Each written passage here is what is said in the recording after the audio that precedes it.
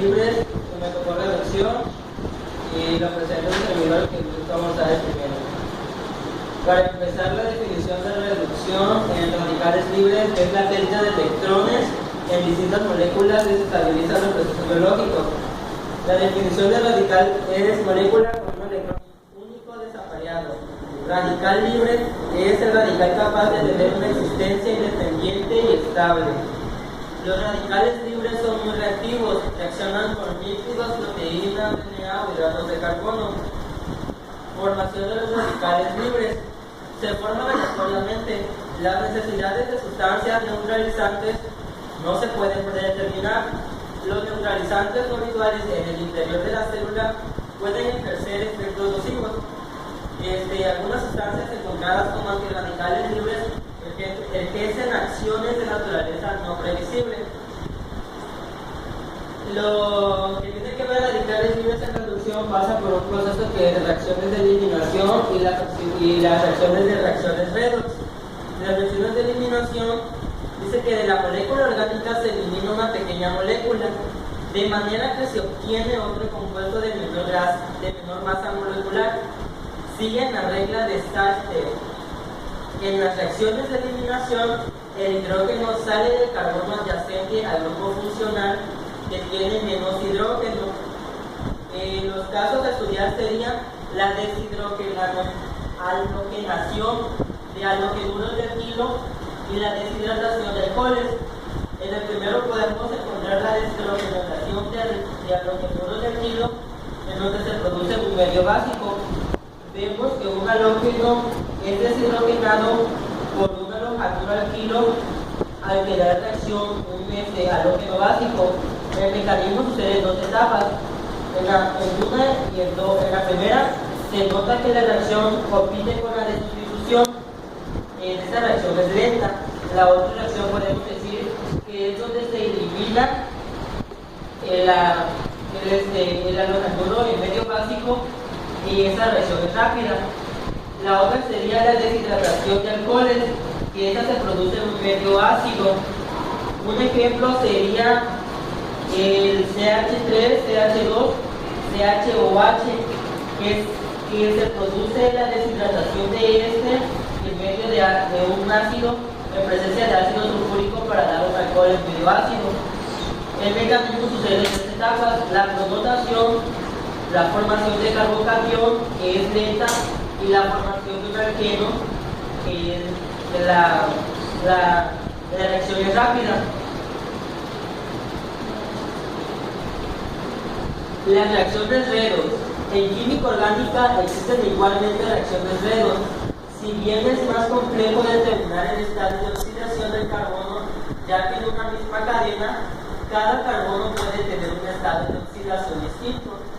Y como consecuencia de ello, al calcular el estado de oxidación, en ocasiones salen números fraccionarios que no son sino las medias aritméticas de los estados de oxidación de cada uno de los átomos de carbono.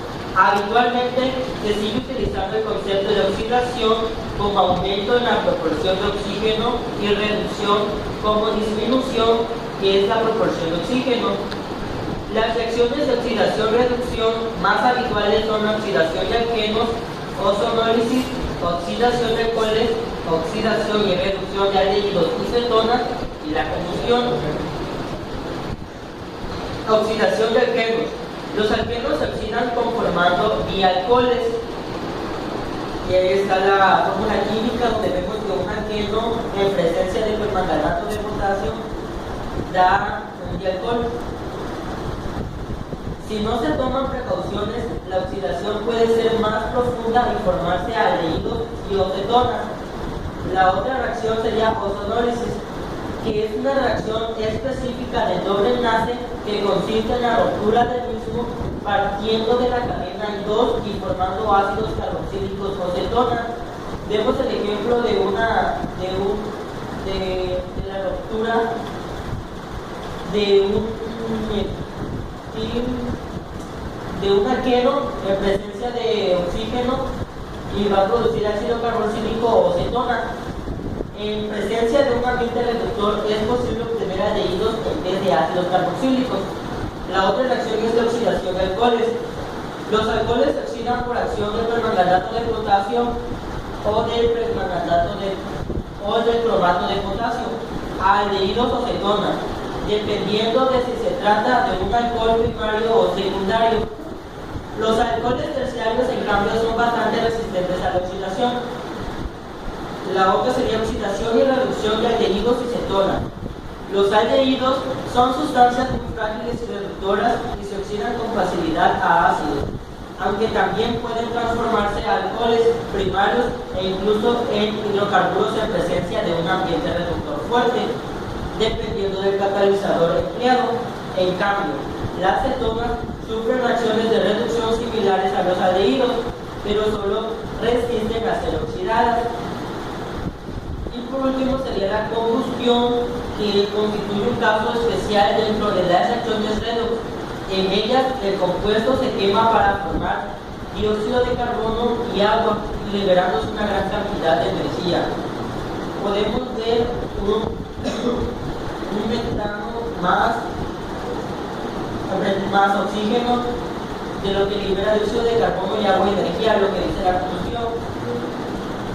Los procesos de reducción más comunes comprenden el uso de los siguientes activos: hidrogenación o hidrogenación catalítica, reactivos de boro, reactivos de aluminio, hidruros metálicos, hidruros de titanio, cilanos o metales activos disueltos en medio ácido. Y podemos ver un ejemplo